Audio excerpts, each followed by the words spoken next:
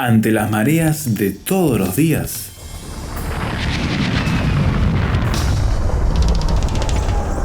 llegamos a tierra firme.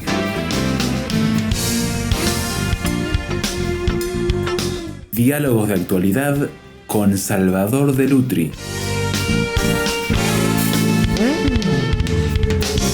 La tecnología sigue avanzando, nuevos desarrollos y oportunidades que nos asombran jornada tras jornada porque los anuncios son vertiginosos. Entre ellos, Salvador, ha llegado la inteligencia artificial. ¿Cómo te ha encontrado? Bueno, quiero aclarar en primer lugar que lo que usted está escuchando no es mi voz en la inteligencia artificial, no, sino que yo estoy personalmente en la radio. Porque eso hay que aclararlo ahora. Porque ahora la similitud es impresionante. No, impresionante. Lo que se ha hecho con la inteligencia artificial es impresionante. Ya ha traído problemas. Es notable que en 2 meses de llegar, tiene ya 100 millones de usuarios. Lo que quiere decir que conmovió en 2 meses nada más, cuando TikTok necesitó algo así como 8 meses para tener los mismos usuarios. Parecería que hay una fascinación por la inteligencia artificial, sí.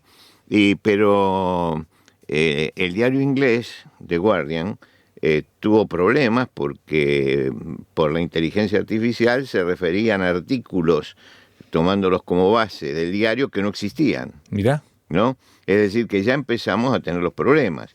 Lo hemos visto incluso con el Papa vestido con un camperón. Que se hizo viral, sí. Se hizo viral. La escena de Trump, expresidente Trump, yendo preso cuando no había sucedido.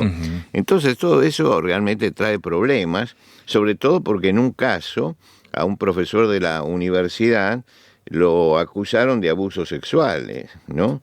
Cosa que tampoco había sucedido. Y eso hace que... Por la manipulación de la imagen, la voz y todos los rasgos. Y los datos, porque aparecen todos los datos, está toda tu historia allí, ¿no?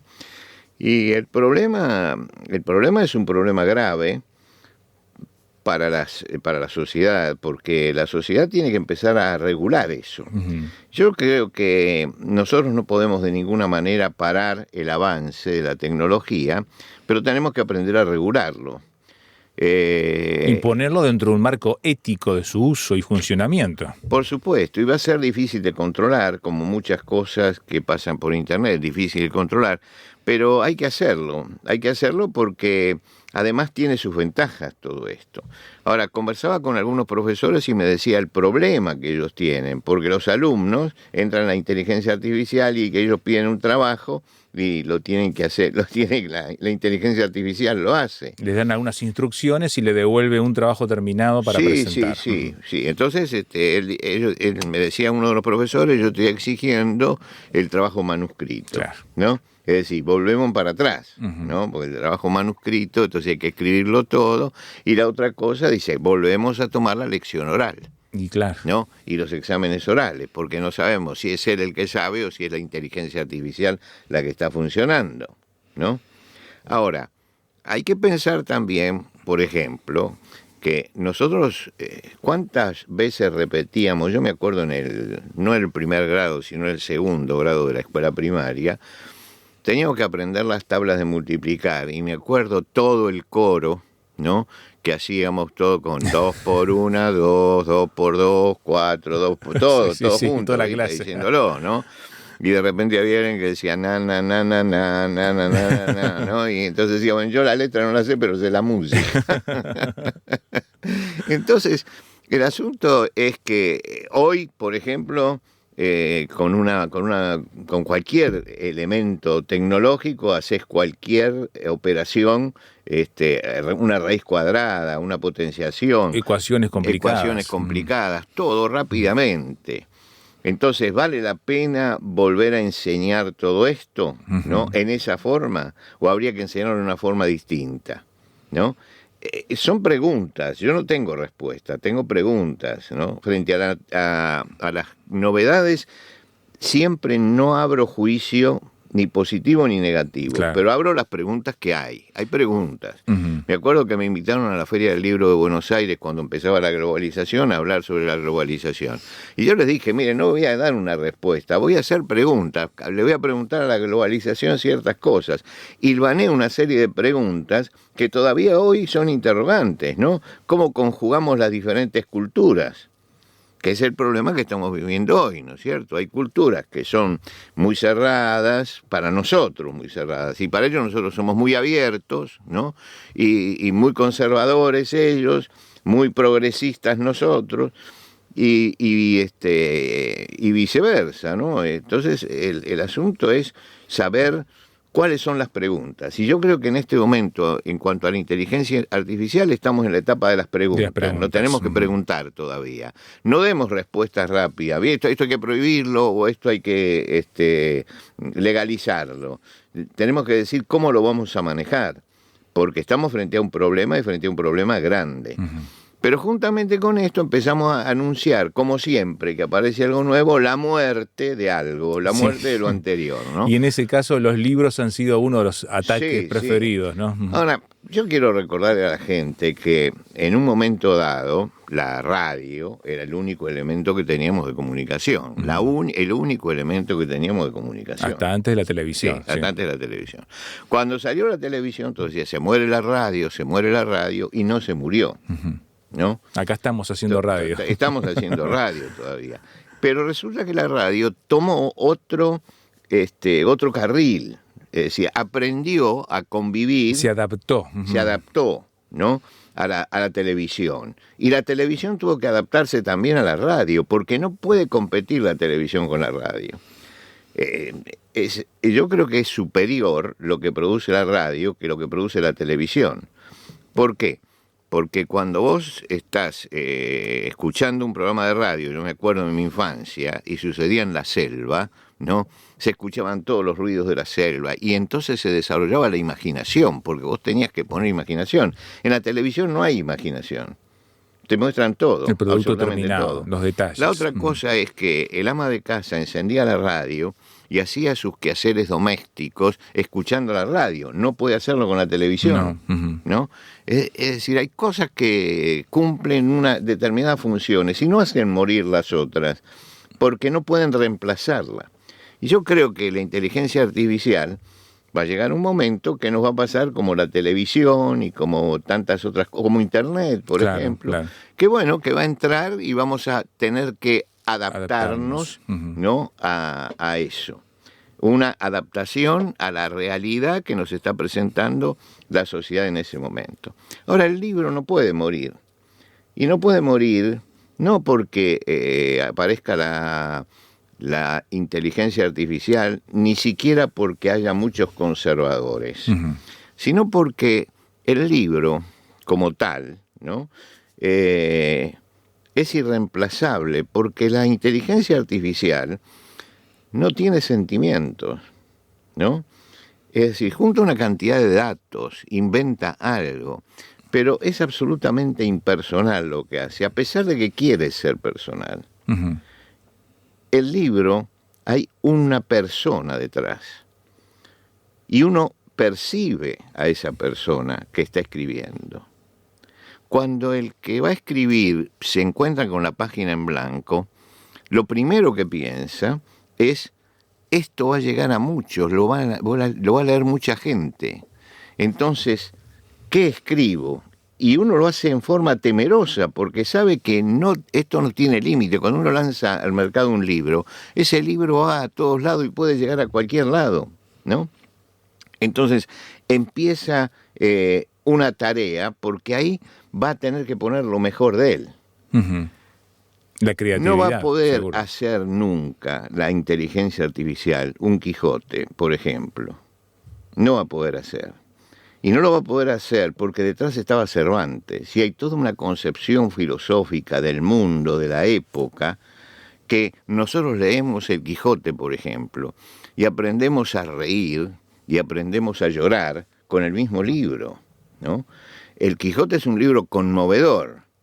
Yo no, cuando leo el Quijote todos los años le doy una leída algunas partes del Quijote. Cuando llego al último capítulo, a mí se me caen las lágrimas, ¿no? ¿Por qué? Porque es un capítulo conmovedor. Esa muerte del Quijote con Sancho pidiéndole que salgan nuevamente a cabalgar, ¿no? Conmueve. Eso no lo puede hacer la inteligencia artificial, porque es inteligencia nada más. Pero Cervantes ponía el sentimiento en eso. ¿Cuántos anónimos árabes gestaron las mil y una noche, los cuentos de las mil y una noche? Y nosotros hoy penetramos el mundo árabe a través de eso. O dialogamos con Montaigne y con los ensayos de él, y nos conmovemos con alguien que hace siglos que desapareció. Y encontramos detrás a la persona, porque el libro nos trae a la persona, nos trae sus sentimientos, nos trae sus contradicciones, nos trae todo eso. La inteligencia artificial puede hacer cosas, yo diría, asépticas, ¿no es cierto? Pero no puede poner eso que tiene la persona. La misma discusión se dio ya en el pasado. Así, en otras etapas, con otras tecnologías. Recuerdo un caso particular que quisiera comentar. Bueno, hacemos una pausa en la conversación con Salvador de Lutri. Estamos mirando esta innovación tecnológica disruptiva del día de hoy, que es la inteligencia artificial, todo lo que ha traído y cómo afecta a otras que ya estaban con una milenaria historia como el libro. Venimos enseguida aquí a Tierra Firme.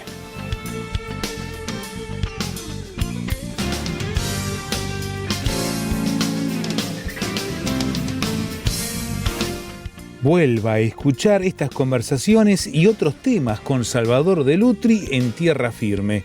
Súmese a la discusión, aporte su punto de vista y comparta estos contenidos en sus redes sociales. Todo en nuestro sitio web tierrafirmertm.org. Encuentre los programas y escúchelos cuando quiera en Spotify, en el canal Tierra Firme RTM. Tierra Firme es una producción de Radio Transmundial.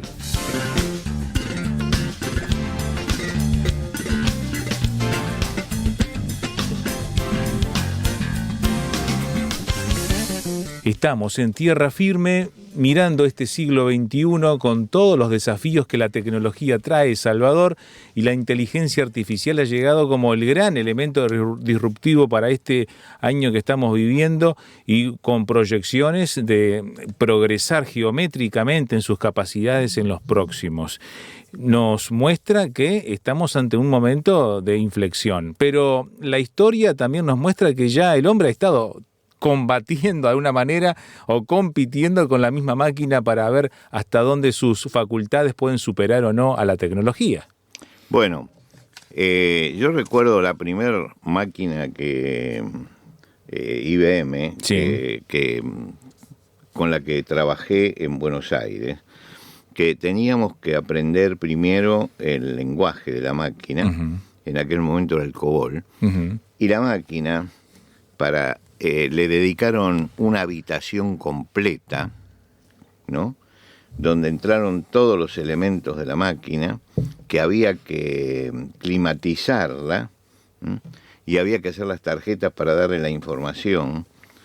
Y bueno, y hoy yo tomo mi teléfono celular, ¿no? Y tiene más capacidad que esa máquina y más que eso. En aquel momento ya se empezó a decir que la máquina iba a derrotar al hombre, ¿no? Y finalmente Kasparov fue derrotado por una máquina en un juego de ajedrez. Así y me es. acuerdo que eso fue escandaloso para muchos, porque para los tecnólogos era el triunfo de la máquina sobre el hombre, la máquina sobre el hombre. Y yo me acuerdo que escribí en ese momento un artículo diciéndole que Kasparov, cuando termina todo eso, va y abraza a sus hijos y a su esposa y a su familia, y eso no lo puede hacer la máquina, porque está frente a un hombre que siente, y lo que no tiene la máquina es sentimiento. Y creo que lo mismo está pasando con la inteligencia artificial. Hay algo que no se puede reemplazar, que es que el hombre pone en lo que hace su mundo emocional, Claro. no solamente su mundo racional, sino también su emocionalidad. Y la emocionalidad es algo que es particular de cada uno. Entonces, por ese lado, es superior siempre el hombre a la máquina, y además siempre todas las tecnologías que vengan pueden reemplazar ciertas cosas, facilitar ciertas cosas, ¿no? Pero, en definitiva, es irreemplazable el ser humano por la complejidad que tiene, que no pasa solamente por lo que piensa, sino también por lo que siente. No los procesos fríamente calculados, sino lo emotivo permeando todas las decisiones que se van tomando, ¿no? Claro. Hace poco, el domingo pasado, justamente una persona que se dedica a eso, que es profesora de computación y todo eso, me dice que había estado trabajando en la inteligencia artificial y le hacía preguntas. Y en una pregunta le pregunta, ¿puedo ser amiga tuya? ¿No? Y entonces contesta la inteligencia artificial, no, yo soy inteligencia artificial, no tengo sentimientos, ¿no? Es decir, le contestó la verdad, no tengo. Entonces, ¿por qué? Porque el hombre tiene algo que supera siempre a la máquina. Entonces, yo no me asusto de la inteligencia artificial. No me asusto porque va a poder hacer muchas cosas, tendremos que legalizarla, que ponerla, pero el hombre es irreemplazable. El hombre es irreemplazable, y el hombre es irreemplazable porque el hombre es una creación única de Dios. Y como creación única es diferente a todas las cosas. Cuando en el libro de Génesis se narra el comienzo de la humanidad, se dice que Dios fue preparando todas las cosas, todo el mundo, y como último protagonista de eso, como el gran protagonista, puso a Adán y a Eva allí. Sí, Él les dio aliento claro, de vida. Sí. Y yo cuando leo eso, yo que he visto mucho teatro, pienso justamente, lo miro con ojos de quien ha visto teatro. Dios prepara el escenario, ¿no? Y le pone una escenografía espectacular. Pero falta eso que es el hombre, que le dé sentido a toda esa escenografía, que le dé fuerza a todo eso, que le dé la emoción a esa escenografía. Nadie iría a un teatro a sentarse a mirar la escenografía, nada más. Lo que vamos es a ver lo otro, lo que pasa dentro de la trama, los conflictos, cómo se resuelven. Claro, y en medio de toda la escenografía que Dios hace, coloca los animales. Y los animales están regidos también por una computadora interna que les hace hacer siempre lo mismo, que es el instinto, ¿no? Pero cuando aparece el hombre y aparece la libertad, ese ser que piensa, siente y es libre y puede elegir, ese ser superior que pone Dios, que tiene el aliento de vida dentro de él, ¿no? Y que es hecho a semejanza de Dios, eso es irreemplazable por la máquina. Entonces creo que sería un acto de soberbia en el hombre pensar que con la inteligencia artificial va a poder suplantar la inteligencia humana, porque la inteligencia humana tiene ingredientes que la inteligencia artificial no tiene, porque tiene ingredientes que Dios puso en el hombre. Y el dedo de Dios poniendo en el hombre ciertas capacidades hace que el hombre no solamente sea una máquina de pensar, no solamente eso. Por eso hoy se discute la definición de Aristóteles cuando habla del hombre como el Homo sapiens, ¿no? Como el hombre que piensa. No, el hombre no es solamente pensamiento, es también sentimiento y es también voluntad. Y el pensamiento no es definitorio del hombre. El hombre puede pensar correctamente, pero sus sentimientos finalmente interfieren con eso. Y entonces, en esa dualidad del pensamiento y el sentimiento, es donde se va forjando la voluntad, que es el resultado de las dos cosas. Pero la voluntad del hombre no responde siempre a la lógica del pensamiento. Pasos racionalmente claro. tomados. Entonces, el hombre no es solamente un ser racional, es también un ser emocional.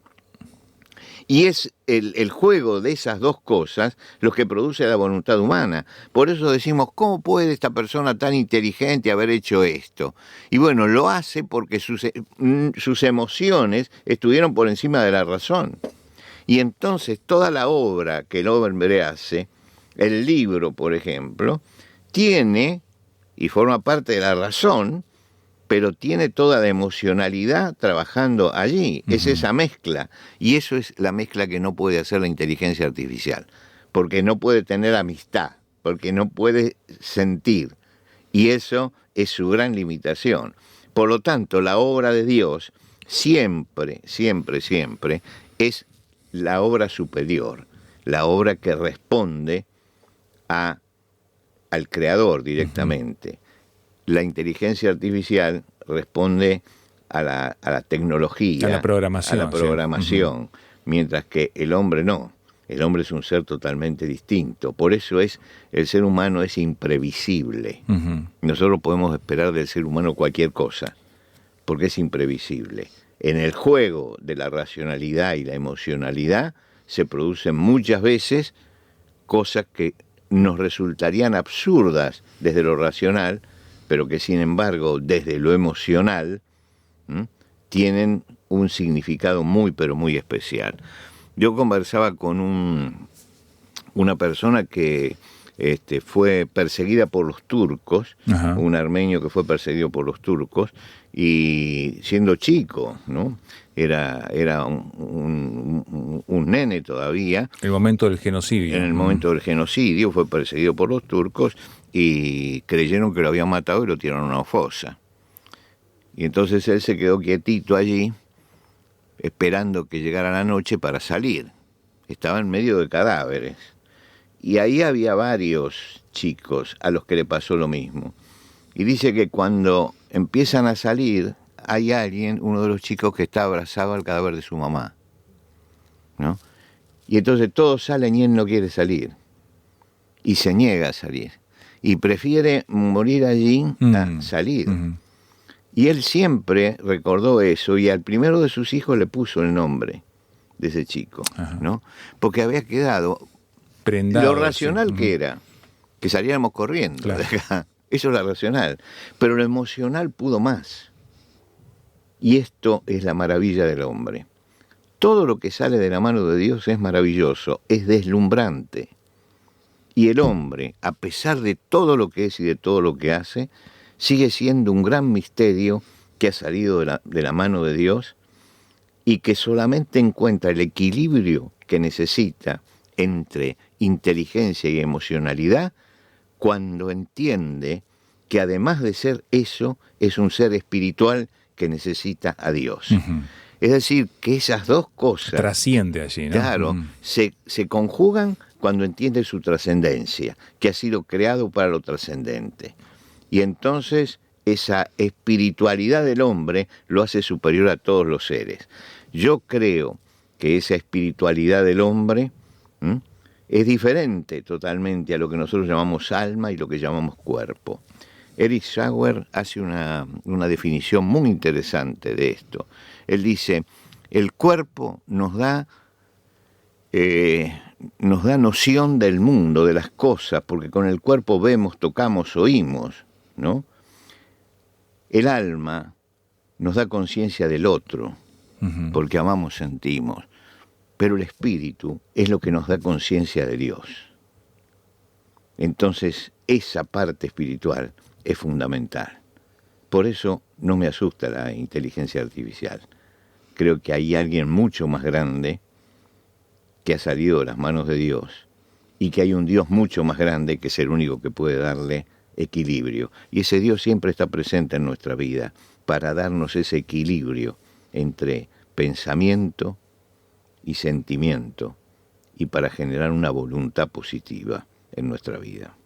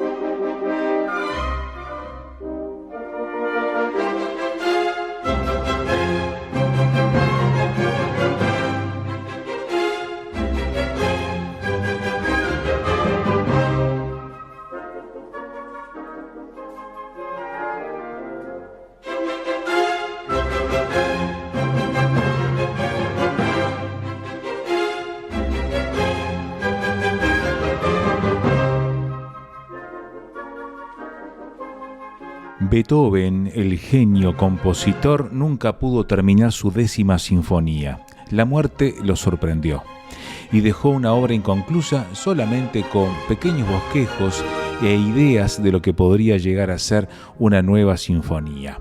Sin embargo, varios intentos se han hecho después, entre ellos utilizando inteligencia artificial.